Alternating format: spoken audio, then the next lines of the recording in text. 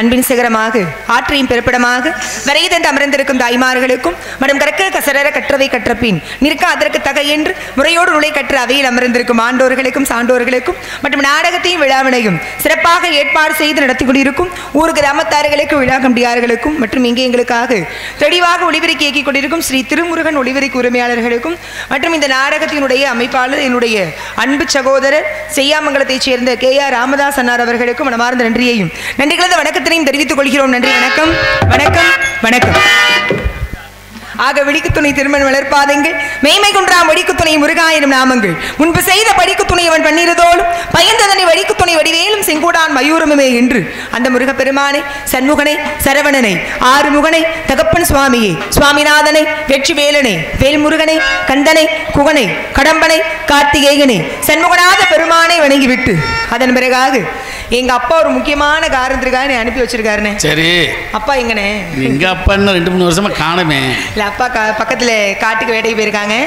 ஆமா, எனக்காக சில மிருகங்கள்லாம் விளையாடுறதுக்கு பிடிச்சிட்டு வர போயிருக்காரு. ஆமா, வந்துருவார். அப்பா ஒரு முக்கியமான அப்பாவுக்கு வயசாயிடுச்சு, இன்னமா இருப்பாரு.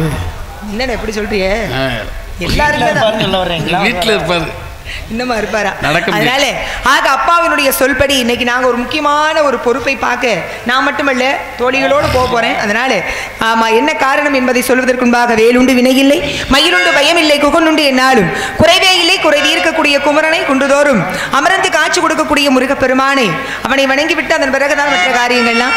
முருகனுக்கு எவ்வளவு சிறப்பு, முருகப்பெருமானுடைய கையில் இருக்கக்கூடிய வேலுக்கு அதை காட்டிலும் மகத்துவம். ஆக வேலுண்டு வினை இல்லைன்னு சொன்னது போல வேல் எத்தகையது அப்படின்னா மற்ற ஆயுதங்களுக்கும் வேலுக்கும் நிறைய வித்தியாசம் இருக்கு, நிறைய பெருமை உண்டு. அப்பேற்பட்ட வேலை வணங்கி விட்டதன் பிறகாக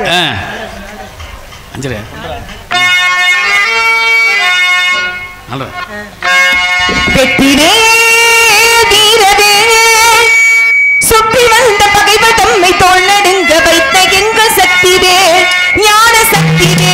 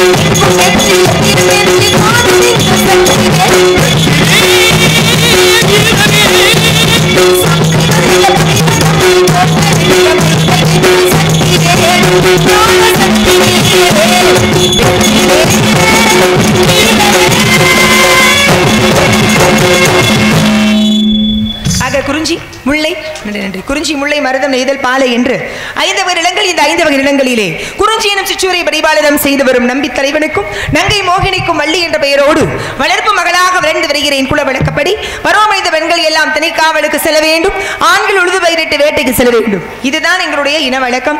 அதற்கு என்னங்க எங்க அப்பா எங்களெல்லாம் திணைக்காவலுக்காக போக சொல்லியிருக்காங்க. தனியா போகல, கூட துணைக்கு தோழி பெண்கள் எல்லாம் வருகிறார்கள். தோழி ஒருத்தி வரா, தோழி மாதிரியே ஒரு பொம்பளை பிள்ளைய கூட்டிட்டு வந்திருக்கும். தோழி மாதிரி ஒரு அழகி, அழகினா அவதான். அதனால அப்பேற்பட்ட தோழிகளை அழைத்துக் கொண்டு முருகனுக்காக விதைக்கப்பட்ட திணைக்கதிர்களை அறுவடை செய்து காவலை சிறப்பாக செய்து முடிக்கணும். எங்க அப்பா சொல்லியா காவலுக்கு வந்தேன், அப்பா முருகனுக்குன்னு சொன்னார். ஆமா, முருகப்பெருமானுக்குன்னு சொன்ன உடனே மறுப்பே தெரிவிக்காம உடனடியாக சம்மதம் கொடுத்து காவலுக்கு வந்து விட்டேன். கலியுகத்தினுடைய தெய்வம் கந்த பெருமான். கந்தசாமியை வணங்கினால் போதும், எந்த சாமியை வணங்கணுன்ற அவசியம் கிடையாது. கதிர்வேலுக்கு எதிர்வேலே கிடையாது. செந்தூரானை வணங்கினோர் எந்தூரானை வணங்க தேவையே கிடையாது, தேவையில்லை. ஆமா, முருகப்பெருமானை வணங்கியவர்கள்லாம் வாழ்க்கையில எவ்வளவு பெரிய உச்சத்துல இருக்காங்க அப்படின்றதற்கு நிறைய எடுத்துக்காட்டுருக்கு இல்லையா? முருகனுடைய திருவுருள் அப்படிப்பட்டது. வீரபாண்டிய கட்டபொம்மன் ஐயாவினுடைய அந்த அரண்மனையில, அந்த கோட்டையில எப்பொழுது தெரியுமா மத்திய உணவு நடக்கும், மத்திய சாப்பாடு சாப்பிடுவாங்க. திருச்செந்தூர் முருகப்பெருமானுடைய ஆலயத்திற்கு அவர் இருக்கிற கோட்டைக்கும் இடையில ஒரு குறிப்பிட்ட தொலைவுக்கு ஒரு முறை ஒரு இடத்துல வந்து என்ன இருக்குமா, மணி கூண்டு இருக்குமா. அங்க உச்சிகால பூஜை முடிஞ்ச உடனே இங்க மணி அடிக்கிற சத்தம் கேட்கும். இந்த சத்தம் கேட்டோன்னா பக்கத்துல கேட்கும். அப்படியே வரிசையா அந்த மணி ஒலி எப்பொழுது வந்து சேருகிறதோ அப்பொழுதுதான் மத்திய உணவே உண்பாராம் முருகனுக்கு, அந்த உச்சிகால பூஜையெல்லாம் முடிந்த பிறகு. ஆக இப்படியெல்லாம் வாழ்க்கையில முருகனை வணங்கி மிகப்பெரிய பேர் பெற்றவர்கள் எத்தனையோ பேர் இருக்காங்க. கந்தனுக்கு அவ்வளோ சிறப்பு இருக்கு, பெருமை உண்டு. இப்பதான் சில தினங்களுக்கு முன்பாக மிக பிரம்மாண்டமாக சிறப்பாக முருகப்பெருமானுடைய அறுபடை வீடுகளிலே ஒரு வீடு அப்படின்னா முருகப்பெருமான் குன்று இருக்கும் இடமெல்லாம் குமரன் வாழும் இடம். குறிஞ்சியினுடைய தெய்வமாக விளங்கக்கூடியவன் முருகன். ஆனால் மலையும் கடலும் சேர்ந்த வண்ணமாக அமைந்திருக்கக்கூடிய திருத்தலம் அப்படின்னா திருச்செந்தூர் செந்தில ஆண்டவரினுடைய ஆலயம். திருச்சீரலைவா, ஜெயந்திபுரம், யாழசேத்திரம்னு பல நாமங்களை கொண்ட அற்புதமான திருத்தலம் திருச்செந்தூர். அப்பேற்பட்ட திருச்செந்தூர் முருகப்பெருமானுக்கு கோடான கோடி மக்களினுடைய அந்த மொத்த கூட்டணியில ரொம்ப சிறப்பாக ரொம்ப அழகா விண்ணதிர அரோகரா கோஷத்தோடு மகா கும்பாபிஷேக விழா, அதாவது அஷ்டபந்தன மகா கும்பாபிஷேக விழா, குடமுழக்கு நன்னீராட்டு பெருவிழா ரொம்ப பிரம்மாண்டமா நடந்து முடிஞ்சிருச்சு. இப்பதான் முடிஞ்சது. அது மட்டுமல்ல, நாளைக்கு திங்கக்கிழமை இருக்கு இல்லையா, திங்கக்கிழமை என்ன நடக்க போகுது தெரியுமா? திருச்செந்தூர் முருகப்பெருமானுக்கு இப்பதான் கும்பாபிஷேகம் முடிஞ்சிச்சு.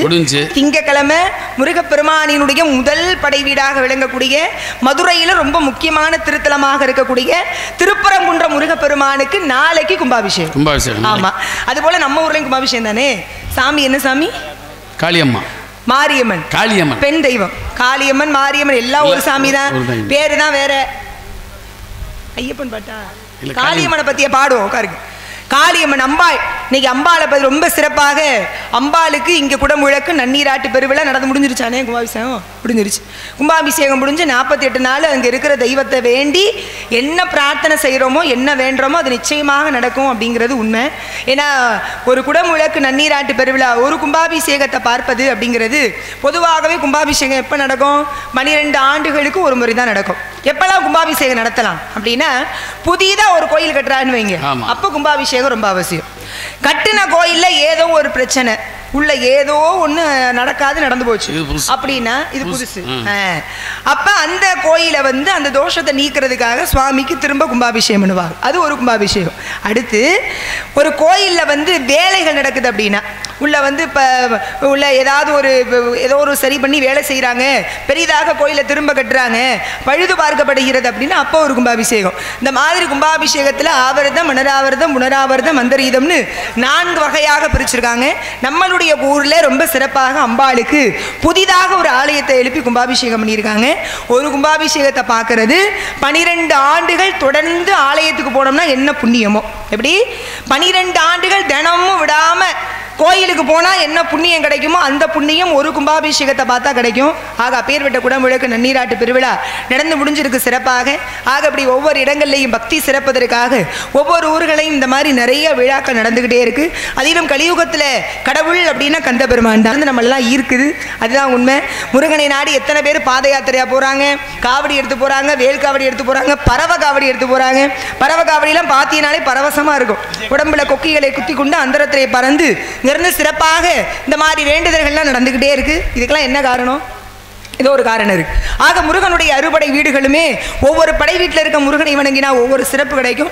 ஆக நமது தேவைகளை எல்லாம் தீர்த்து வைக்கக்கூடிய தெய்வம் அப்படின்னா கந்த பெருமான் தான். அதுதான் 5 முகம் தோன்றில் 6 முகம் தோன்றும், வெஞ்சமரி லஞ்சேல் என வேல் தோன்றும், நெஞ்சில் ஒரு கால் இணைக்கில் 2 காலும் தோன்றும் முருகா என்று ஓதுவார் முன் அப்படின்னாங்க. 5 முகம்னா எப்படின்னு பொருந்தும்? 5 முகம்னு எழுதியிருந்தா சரி. 5 முகம்னா 5 முகம் அப்படித்தானே எழுதியிருக்கணும். ஆனா அவர் எழுதும் பொழுது 5 முகம் அப்படின்னு எழுதுறார். யாரு? திருமுருகாற்றுப்படையில நற்கீரர். ஏன் 5 முகம்னு எழுதினார் தெரியுமா? 5 அப்படின்னா அஞ்சுதல்னா பயப்படுறதுன்னு பொருள் இல்லையா? அஞ்சாமல் இருக்கிறது அப்படின்னா அச்சம் அப்படின்னாலே பயந்தானு. 5 முகம் தோன்றி பயப்படக்கூடிய முகம் அப்படின்னா யமனினுடைய முகம். 5 முகம் தோன்றினால், அதாவது யம பயம் உருவானால் 6 முகம் தோன்றுமா? பயப்படாதன்னு மரண பயத்திலிருந்து நம்மை நீக்குவதற்காக ஈசானம் தத்புருடம் வாமதேவம் சத்யோஜாத மகோர மதோமுகம் என்ற 6 முகங்கள் தோன்றும். வெஞ்சமரிலாம் என்ன பொருள்? மனசுல எப்பெல்லாம் சஞ்சலம் வருதோ, எப்பெல்லாம் பயம் வருதோ, எப்படா என்னடா வாழ்க்கை அப்படின்னு துயரம் வருதோ அப்பெல்லாம் முருகனை வணங்கினால் லஞ்சே பயப்படாத அப்படின்னு வேல் தோன்றுவான். நெஞ்சில் ஒரு கால் நினைக்கில் 2 காலும் தோன்றும். முருகா என்று ஓதுவாருன்னு சொன்னாங்க. அப்பேற்பட்ட இறைவன் முருகன் அழகன், இந்த கலியுகத்தினுடைய கடவுள். ஆக அந்த முருகனுக்காக நிகழக்கூடிய இந்த காவல் சிறக்க இந்த உலகத்தையே கட்டி ஆளக்கூடியவள் உமை எண்ணெய் ஆதிபராசக்தி. உலகத்தை ஈன்ற பின்பும் கண்ணியாக விளங்குகின்ற அம்பிகை, இந்த உலகத்தினுடைய முதல் பெண்ணரசி, பாண்டிய நாட்டின் பேரரசி, மதுரையை ஆளும் அங்கையர்க்கு அரசி, அங்கையர் கண்ணி மீனாட்சி. ஆமா, அழகு நாச்சி அம்பாள் சியாமலா தேவி மீனாட்சியை வணங்கிவிட்டு அதன் பிறகு காவலுக்கு செல்லலாம். தாயே கருமாரி, எங்கள் தாயே கருமாரி, தேவி கருமாரி, துணை நீ மகமாயே. தாயே கருமாரி, எங்கள் தாயே கருமாரி, தேவி கருமாரி, துணை நீ மகமாயே. தாயே கருமாரி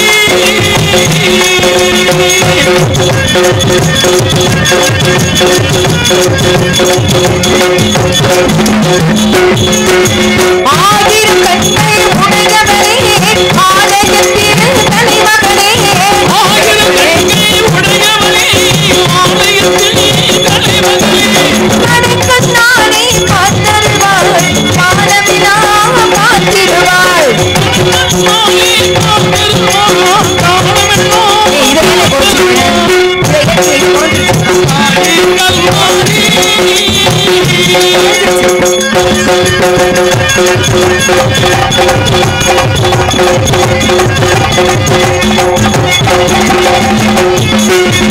அன்னை உங்கள் சன்னதியில் அனைவரும் ஒன்றாய் கூடிடுவோம்.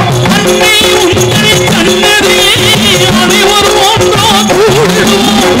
அம்மா உங்கள் பொன்னடியே அனைவருமே சரணடைவோம். நாங்கள் அனைவருமே சரணடைவோம். தாயே கருமாரி, எங்கள் தாயே கருமாரி, தேவி கருமாரி, துணை நீ மகமாயே.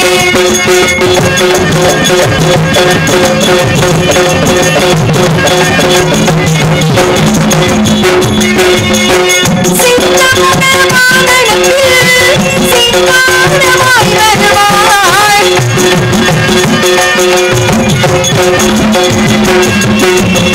சிங்கமுக மாதளத்தில் சிங்காரமாய் வருவாய்.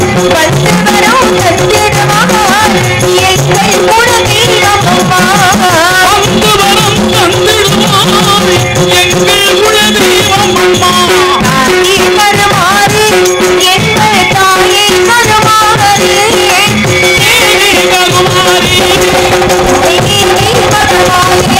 துணை நீ மகமாயே, துணை நீ மகமாயே.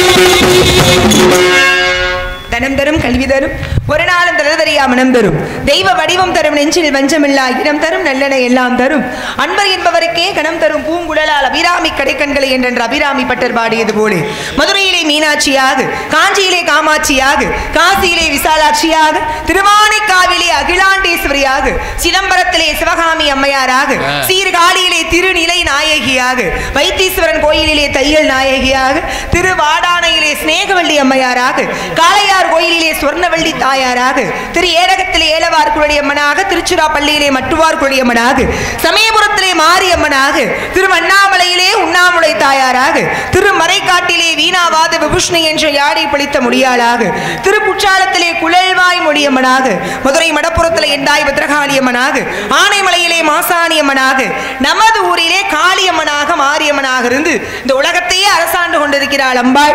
ஆமா, நம்ம ஊர்ல என்னன்னே பூங்குழலி அம்மா. ஆமா, ஒவ்வொரு ஊரை ஒவ்வொரு பேரு தான் வேறே தவிர அம்பாளினுடைய கருணையும் சக்தியும் ஒன்றுதான். அதுல இந்த காளிய வணங்குற வழிபாடு இருக்கு பாருங்க. காளியம்மனை வணங்கணும்னு வைங்களேனே சொல்லுவாங்க ரொம்ப பேரு, இந்த அம்மா ரொம்ப உக்கிரமான சாமியாச்சே, வணங்கணும்னா எப்படி கோபக்கார தெய்வமாச்சே நினைக்க கூடாது. கோபம் எங்க இருக்கோ குணம் அங்கதான் இருக்கு. அம்பாள் எதனால கோபப்படுறான்னு காரணம் இருக்குல்ல. ஒரு கோழி கூட தன்னுடைய குஞ்சுகளோடு மேயும் பொழுது கோழி குஞ்சு போய் தூக்கி பாருங்க, கோபம் வருதா இல்லையா? இது போலதான் இந்த உலகத்திற்கு அன்னையாக விளங்குகின்றவை. ஆமா, நம்ம அவருடைய பக்தர்களுக்கு பிள்ளைகளுக்கு ஏதாவது துன்பம் துயரம் அப்படின்னா காளியாக உருமாறுகிறார். இந்த உலகத்தில் அம்பாள் ஏன் காளியாக வந்தால், இந்த காளி வருவதற்கு காரணம் என்ன அப்படின்றதுக்கு பல காரணங்கள் உண்டு. முதல்ல காளியாக வந்ததற்கே ஒரு காரணம் உண்டு. அதன் பிறகுதான் வீரமாகாளி, ரணபத்ரகாளி, ஆமா, வெட்டுடைய காளி, கொல்லங்குடி காளின்னு தனித்தனியாக பேர் வந்தது. ஆக அந்த வகையில் அம்பாள் இந்த உலகத்தை அரசாளக்கூடிய தெய்வம். அந்த காளியையும் வழங்கியாச்சு. சக்தியின் மூலமாக 6 முகங்களும் ஒருமுகமாக இணைக்கப்பட்டு முருகன் சண்முகன் என்ற பெயர் பெற்றார். சிவனுடைய நெற்றிக்கண்ணிலே 6 பெரும் நெருப்பு பொறிகளாக முருகனுடைய அவதாரம் நிகழ்ந்தது. என்ன காரணத்திற்காக முருகன் அவதாரம் பண்ணாரு, ஏன் எதுக்கு அப்படின்னு ஒரு காரணம் இருக்குல்ல. காளியை எங்களா ஒண்ணும் இல்லை, காளியம்மன் கோயில்னா நமக்கு உதாரணமா ஒரு சில ஆலயங்கள் தான் சொல்லப்படுது. ஆமா, அதுல மதுரையில சொல்லணும் அப்படின்னா மடப்புறம் பத்ரகாளியம்மன் கோயில் எல்லாரும் போயிருப்பீங்க, கேள்விப்பட்டிருப்பீங்க. ஆமா, போகலை அப்படின்னா இது வரைக்கும் போய் பார்த்துருங்க ஒரு தடவை. நல்ல ஒரு ஆலயம். ஏன்னா அந்த வாழ்க்கை, இந்த பிறவி எடுத்ததே நம்ம கடவுள் நம்மை மனிதனாக படைத்து நல்ல நாவை கொடுத்து நல்ல கண்களை கொடுத்து காலை கொடுத்தது எதுக்கு? கால் கொடுத்தது நடந்த ஆலயத்திற்கு போக, கண் கொடுத்தது சுவாமியை கண் குளிர பார்க்க, நாவு கொடுத்தது இறைவனுடைய நாமத்தை பாடதான் இல்லையா? இங்கயா எட்டையா போறோம். இங்க வேற பக்கத்துல சிந்தலகர் அம்பா வேற இருக்கானா. சுத்தி தெய்வம் ஆன்மீக பூமினா நமது பூமி தான். இங்க இருந்து அப்புறம் கொஞ்சம் தூரத்துல போனா திருச்செந்தூர் முருகனுடைய ஆலயத்தை நோக்கி போயிடலாம். ஆமா, கடலோடு முருகப்பெருமான் சேர்ந்து இருக்கிற இடம். சரி, ஏதாவது ஒரு கோயிலை பத்தி பேசணும், அதுல எதனாலும் பேசலாம். எந்த ஆலயத்தை பத்தி பேசினாலும் புண்ணியம் தான். அதுல திருச்செந்தூர் எல்லாருமே திருச்செந்தூர் மடப்புறம் பற்றி பேசுவோன்னு போனேன், அதுக்குள்ள திருச்செந்தூர் எழுத்துட்டி. திருச்செந்தூர் முருகனுடைய ஆலயம் எல்லாரும் போயிருப்பீங்க. ஆனால் அதில் ஒரு முக்கியமான ஒரு வழிபாடு. முதலெல்லாம் பார்த்தீங்க அப்படின்னா முருகப்பெருமானை பார்த்துட்டு நம்ம வெளியில் வரும்பொழுது முருகனுடைய இடது பக்கம் பார்த்தீங்கன்னா 5 லிங்கம் இருக்கும், பஞ்சலிங்கம்னு பேர். அந்த 5 லிங்கத்தை பார்க்கறதுக்கு தனியாக தரிசனத்திற்கு அனுமதி கொடுப்பாங்க. ஆனால் இன்னைக்கு கூட்டம் அதிகமாக இருக்கின்றதுனால கொஞ்சம் பார்க்கறதுக்கான அனுமதி குறைவு. அந்த 5 லிங்கம் அப்படிங்கிறது மனிதர்களால் பிரதிஷ்டை செய்யப்பட்டு வந்தது கிடையாது. சாட்சாத் முருகப்பெருமானை 5 லிங்கங்களை வைத்து வணங்கிய இடம் எதுனா திருச்செந்தூர் தான். பொதுவாக நம்ம ஆலயத்திற்கு போவது எதற்காக? தெய்வங்களை வணங்குவதற்காக, வழிபாடு செய்ய. ஆனால் முருகப்பெருமானை தன்னுடைய தந்தை சிவபெருமானை வணங்கிய ஸ்தலம் எதுனா திருச்செந்தூர் தான். எதுக்காக வணங்கணும்? முருகனுடைய அவதாரம் நிகழ்ந்தது எதற்கு? சூர சம்ஹாரம் செய்வதற்காக. சூரபதுமன் கொடிய அரக்கன் என்ன பண்றான்னு சிவபெருமானை நோக்கி தவம் இருந்து வரம் வாங்குறான். என்ன வரம்? அழிவே வரக்கூடாதுன்னு வரும். சாகவே கூடாதுன்னா நடக்குமான்னு நடக்காதுல்ல. பார்த்தாரு சிவபெருமான், அப்படியெல்லாம் வரம் கொடுக்க முடியாது, வேற ஏதாவது கேளுன்னார். உமக்கு நிகரான, உங்களுக்கு நிகரான, சிவனுக்கு நிகரான ஒரு சக்தியை தவிர வேறு எவற்றாலும் எனக்கு அழிவு நேரிடக்கூடாதுன்னு வரம் வாங்குறான். சிவனுக்கு நிகரான ஒரு சக்தினா திருச்செந்தூர் முருகன். ஆக அப்படி சூரபதுமன் வரம் வாங்கிட்டா, கையில வரம் கிடைச்சிருச்சு, பதவி கிடைச்சிருச்சு. சரி, அப்புறம் என்ன தனக்குன்னு ஆணவம் வந்துருமா வராதா? யாருக்கு இல்ல இன்னைக்கு ஆணவம்? நான்ற எண்ணம் எல்லாருக்குமே இருக்குன்னு. ஊருக்குள்ளேயே நிறைய பேர் அப்படிதான், எல்லா இடத்துலயும் அப்படிதான் இருக்கு. நான் இல்லைன்னா அந்த ஊர் திருவிழா நடந்திருக்குமா? நான் இல்லாட்டி இந்த கும்பாபிஷேகம் நடந்திருக்குமா? நான் இல்லாட்டி இந்த நாடகத்தை நடத்திருக்க முடியுமா? நான் யாரு தெரியுமா? நீ யாரு? செத்தா போனோம். இதை எதுக்கு வாழ்றதுக்குள்ள நான் யாரு தெரியுமா? நான் அப்படி, நான் இப்படி. எதுக்கு? உயிரோடு இருக்கும் வரை என்ன வேணாலும் பதவி இருக்கலாம், என்னன்னாலும் பட்டம் கொடுக்கலாம். உடம்பை விட்டு ஆன்மா வெளியேறிடுச்சுன்னா ஒன்றும் கிடையாது, பிணம்னு தான் பேர். பிணத்தை எப்ப தூக்குவீங்கன்னு தான் கேட்பாங்க. அதுபோல ஆரம்பம் கொண்ட சூரபதுமன் சிவபெருமானை நோக்கி தவமிருந்து வரத்தை கேட்டு தேவாதி தேவர்களை எல்லாம் தனக்கு அடிமையாக்கி கொண்டான். அந்த அடிமை பிடியிலிருந்து எல்லாரையும் காப்பாற்ற வேண்டும் என்பதற்காக தான் முருகன் அவதாரம் செய்தார். கதையை பெருசா சொல்லணும், அதுக்கான நேரங்காலம் கிடையாது, சீக்கிரமா விஷயத்துக்கு வந்துடலாம். ஆக அப்படி அவதாரம் செய்த முருகப்பெருமான் சூரனை சம்ஹாரம் செய்வதற்கு முன்பாக போய் சிவபெருமானை வணங்கிய ஸ்தலம் எதுனா திருச்செந்தூர். முதல்ல சம்ஹாரம் பண்ணும் பொழுது வணங்கிட்டாரு, சம்ஹாரம் முடிச்சுட்டு வந்து வணங்கினார். ஈசானம், தத்புருடம், வாமதேவம், சத்யோஜாத, மகோரம். இந்த 5 முகங்கள் கொண்ட லிங்கம் தான் அங்க இருக்கக்கூடிய லிங்கம். ஆக முருகப்பெருமானே வணங்கி பூஜாமூர்த்தியாக இருக்கக்கூடிய திருத்தலம் திருச்செந்தூர் செந்திலாண்டவருடைய ஆலயம். அப்பேற்பட்ட சிறப்பான தெய்வம் முருகன் அழகன். அவனுக்காக காவல் நல்லா நடக்கணுன்றதுனால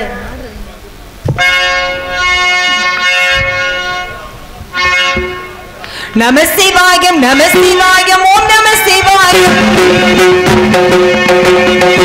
நமசிவாயம் நமசிவாயம் ஓம் நமச்சிவாயம் அரகர சிவனே அருணாச்சலனே அண்ணாமலையே போற்றி ஓம் நம சிவாயம் சிவ சிவ ஹரே அருணாச்சலனே அண்ணாமலையே போற்றி ஓம் நம சிவாயம் கலையே நம சிவாயம் ஆத்மே நம சிவாயம் கருணை நம சிவாயம் கலையே நம சிவாயம் நமச்சிவாயம் நமச்சிவாயம் ஓம் நமச்சிவாயம் சிவாயம் நம சிவாயம் நம சிவாயம் ஓம் நம சிவாயம்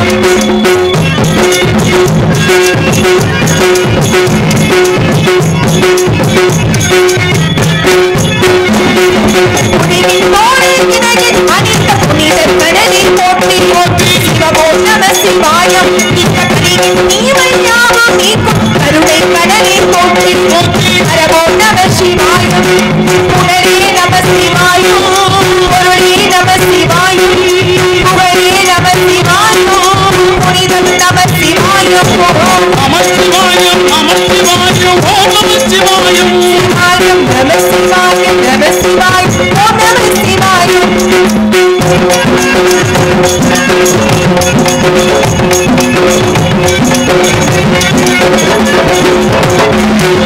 சிவனானந்தே கரையே அமைத்த சீதளபுரியே போற்றி போற்றி சிவமோம் நம சிவாயம் தவமே செய்யும் நவவனத்து ஜோதிலிங்கனே போற்றி போற்றி ஹரமோம் நம சிவாயம் வேதம் நம சிவாயம் நாதம் நம சிவாயம் ஓதம் நம சிவாயம் சர்வபூதம் நம சிவாயம் நமச்சிவாயம் நமச்சிவாயம் ஓம் நமச்சிவாயம் சிவாயம் நம சிவாயம் நம சிவாயம் ஓம் நம சிவாயம் காதலாகி கசிந்து கண்ணீர் மழ்கி ஓதுவா தம்மை நன்னறிக்கு உயிப்பது வேதம் நான்கிலும் மெய்ப்பொருளாவது நாதன் நாமமே நம சிவாயவே நம சிவாய வாழ்க நாதன் தாழ் வாழ்க இமை பொழுதும் என்னென்று நீங்காதான் தாழ் வாழ்க வாழ்கன்னு சிவசிவா அப்படின்னு சொன்னா என்ன கிடைக்கும் நம சிவாயன்ற பஞ்சாட்சரம் நம சிவாயன்னு சொல்லலாம் சிவாய ரவன்னு சொல்லலாம் எப்படி சொன்னாலும் புண்ணியம் தான் சிவசிவான்னு சொன்னா என்னெல்லாம் கிடைக்கின்றதுக்கு ஒரு கதையே இருக்கு காசின்னு ஒரு ஊர் இருக்கு தெரியுமான்னு இலக்க முக்தி காசி ஆமா வாழ்க்கையில முக்தி வேணும்னு யாத்திரை போகக்கூடிய தலம்னா காசி தான் காசிக்கு போனா முக்தி அந்த காசிய ஒரு மன்னன் அரசாள்ற இந்த மன்னனுக்கு ஒரு மகளை ரொம்ப செல்லமா வளர்க்கிறாரு மகளுக்கு கட்டி கொடுக்கிற இடம் நல்ல பயங்கரமா அவரும் ஒரு இளவரசனா ஒரு மன்னனாக இருக்கணும்னு மாப்பிள்ளை பாக்குறாரு ஆனா இந்த பிள்ளைக்கு கல்யாணத்துல விருப்பமே இல்லை அப்பாட்ட சொல்லிடுறேன் எனக்கு திருமணம்லாம் வேண்டாம்ப்பா நான் இப்படியே இருந்துக்கிறேன்னு ரொம்ப நாளா தட்டி கழிச்சு விடே இருக்கா ஒரு நாள் அப்பா பார்த்தாரு கூப்பிட்டு கண்டிப்பா சொல்லிட்டார் இல்லம்மா நீ திருமணம் முடிச்சே ஆகணும் எனக்கும் பேரம் பேத்தியெல்லாம் பார்க்கணும்னு ஆசை இருக்காது நீ திருமணம் முடிச்சுக்கமான்னு சொல்றாரு இரவு நேரம் ரெண்டு பேரும் பேசிட்டு இருக்கா நல்லா கேளுங்க அப்ப அந்த பிள்ளை சொல்றா இளவரசி நான் திருமணம் முடிச்சுக்கிறேன் ஆனா யார திருமணம் முடிச்சுக்கிறேன் இருக்கு நாம நாளைக்கு காலையில ஒரு 4:30 மணிக்கு இங்க இருக்கிற காசி விஸ்வநாதருடைய ஆலயத்துக்கு கங்கை நதி ஓடுதலையா காசியில அங்க போவோம் அங்க யாரு 4:30 மணிக்கு நெத்தி நிறையா திருநீர் இட்டுக்கிட்டு சிவசிவா சிவசிவான்னு சொல்லிட்டு நிக்கிறாங்களோ அவங்கள நான் கல்யாணம் முடிச்சுக்கிறேங்கிறா சரி மன்னன் பார்த்தாரு எங்கிட்டோ கல்யாணம் ஆனா சரி அப்படின்ற முடிவுக்கு வந்துடுறாரு ஆமா எங்கிட்ட திருமணம் ஆனா சரிதானே அப்படின்ற முடிவுக்கு வந்துட்டார் சரிமான சம்மதம் கொடுத்துட்டார் இப்ப என்ன தெரியுமா இந்த அப்பாவும் பொண்ணும் பேசிக்கிட்டு இருந்தத அரண்மனைக்கு திருட வந்து திருடன் கேட்டுக்கிட்டே இருந்திருக்கான் சரி இவங்க என்ன சொன்னா இளவரசி காலையில 4:30 மணிக்கு கங்கையில இறங்கி திருநீர் இட்டுக்கிட்டு சிவசிவான்னு சொல்றது யாரா இருந்தாலும் கல்யாணம் முடிச்சுக்கிறேனாலா இப்ப திருடன் பார்த்தா ஆகா நமக்கு யோகம் அடிச்சிருச்சுடா நம்ம போய் 4:30 மணி போல நெத்தி நிறையா திருநீர் இட்டுக்கிட்டு காசி கங்கையில இறங்கி நின்றோம்னா இளவரசி நம்மளை கட்டிக்கிடுவா இது கிடைச்சதே போதும் காசிக்கே மன்னன் எல்லாம் சந்தோஷத்துல இங்க இருந்து கிளம்பி போயிட்டானே 12 மணிக்கு ஆமா இளவரசியா பொண்டாட்டியா வர போறானா போக மாட்டானா போனா 12 மணில இருந்து நிக்கிறேன் கங்கை நதியில 4:30 மணி ஆயிருச்சு இளவரசனும் மன்னனும் இளவரசி மன்னனும் வந்துட்டாங்க கோயிலுக்கு வந்து பார்த்தா பாருங்க இந்த திருடன் தான் கேட்டுட்டானே நெத்தியில பட்டை போட்டுக்கிட்டு திருநீர் போட்டுக்கிட்டு கங்கை நதியில நிக்கிறான் இளவரசி மன்னன் பார்த்தோம் சந்தோஷம் மன்னனுக்கு பரவாயில்லையே நம்ம மகளுக்கு கல்யாணம் ஆகாதுன்னு நினைச்சோம் ஆனா இங்க ஒரு சிவனடியார் இருக்காரு இவர் நம்மளுடைய மகளுக்கு கல்யாணம் முடிச்சு வச்சிடலாம் அப்படின்னு இறைய சிவனடியாரே நீங்க வந்து தண்ணியில இருந்து மேல எழுந்து வாங்க கீழ் மேல வாங்க நதியில இருந்து வெளியில வாங்க என் மகளை திருமணம் முடிச்சுக்கோங்க வாங்கன்னு சொல்லி கூப்பிடுறேன் வெளியில வந்தோட வந்து நிக்கிறாரு இந்த திருடன் நிக்கிறான் நின்றோட மன்னன் சொன்னாரு என்னுடைய மகளை நீங்க திருமணம் முடிச்சுக்கோங்க இந்த காசிக்கு நீங்க தான் மன்னனாக போறீங்கன்னு சொல்லியிருக்காரு அவன் என்ன பண்ணிருக்கணும் திருமணம் பண்ணிருக்கணுமா அவன் சொல்லியிருக்கேன் நான் உங்க மகளை கட்டிக்க மாட்டேன்னு இருக்கான் என்னப்பா அது இளவரசியா கட்டி வைக்க போறேன், நாட்டுக்கே மன்னனாக போறேன், அப்படி இருக்கும் பொழுது திருமணம் ஏன் வேண்டாங்கிறேன்னு கேட்டார். அப்பதான் அவன் சொன்னானா, நீங்க 2 பேரும் பேசுறதை இரவு முழுதும் கேட்டுட்டு இருந்த திருடன் நானு. ஆனா இன்னைக்கு நான் வந்து சிவசிவா சிவசிவான்னு ஒரு 2-3 மணி நேரம் இந்த கங்கை நதியில இறங்கி நின்றேன். கொஞ்ச நேரத்துக்கு சிவசிவான்னு சொல்லிட்டு நான் நின்றதுக்கே இந்த நாட்டுக்கே நான் மன்னனாக போறேன்னா, என் வாழ்க்கை முழுதும் சிவசிவா சிவசிவான்னு சொல்லி இருந்தா நான் எவ்வளவு பெரிய பேரையும் புகழையும் அடைவேன். அதனால உங்க மகன் எனக்கு வேண்டாம் நானா. ஆக அந்த நாமத்திற்கு அவ்வளவு சிறப்பு உண்டு, மகிமை உண்டு. அப்பேற்பட்ட சிவபெருமான் யாரோ நினைச்சீங்களா? என் சொந்த மாமனாருன்னு. அது சரி. ஆதிபராசக்தி காளியம்மா யாரு? என் மாமியார். விநாயக பெருமான் யாரு? என் மச்சான். ஐயப்பன் யாரு? என் கொழுந்தனாரு.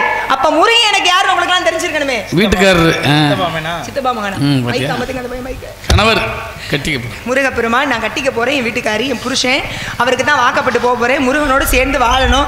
இந்த கூட்டம்லாம் கூடி இருக்கிறது எதுக்கு தெரியுமா? என் கல்யாணத்துக்கு வந்து ஆளுக பூரா. அப்படியா? ஆமா, கேட்டு பாருங்க. நாடகம் நடக்கிற கல்யாணம் நடக்க போகுது காலையில. அதனால எல்லாருமா இருந்து கல்யாணத்தை முடிச்சு வச்சுட்டு அச்சதை தூவி ஆசீர்வாதம் பண்ணிட்டு சாப்பிட்டுட்டு மொய் எழுதிட்டு போங்கத்தா. பெண்கள்லாம் வேற உட்கார்ந்து கவலைப்படாதீங்க. என்ன உங்களுக்காக பழைய 500 ரூபா தாள் 2000 தாள் செல்லாதியா? அதெல்லாம் வேணாம். கல்யாணத்துக்கு முன்னாலே சாப்பாடு நடந்து முடிஞ்சிருச்சு. அப்படியா? சரி, அப்பா சாப்பாடு சாப்பிட்டாச்சு. எல்லாரும் நிறைய எல்லாம் வேணாம். சும்மா ஒரு 5001 10,001 இல்ல 1 பவுன் நீங்க நகையா கூட எழுதிடலாம்.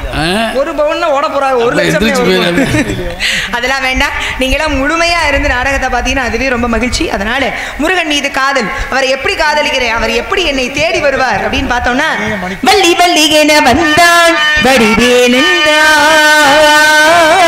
புள்ளி வைத்து புள்ளி போட்டான் புது கோலம் தான்.